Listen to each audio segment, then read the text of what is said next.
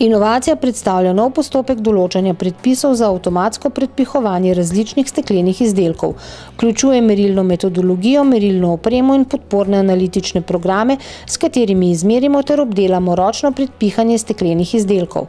Te postopke lahko izvajajo le maloštevilni izurjeni operaterji. Čeprav se le-ti odlikujejo po visoki spretnosti, ne morejo kvalitativno in kvantitativno opisati postopek tako, da bi ga lahko opravili avtomatizirano. Z inovacijo družbe Razvojnega centra Novi materiali podružnice Steklarne Hrastnik in sodelavcev se lahko zgradijo opisi, ki jih lahko uporabimo za napihovanje različnih izdelkov z avtomatizirano napravo tako, da se pri tem nadzirajo vsi parametri, pomembni za uspešno izvedbo operacije.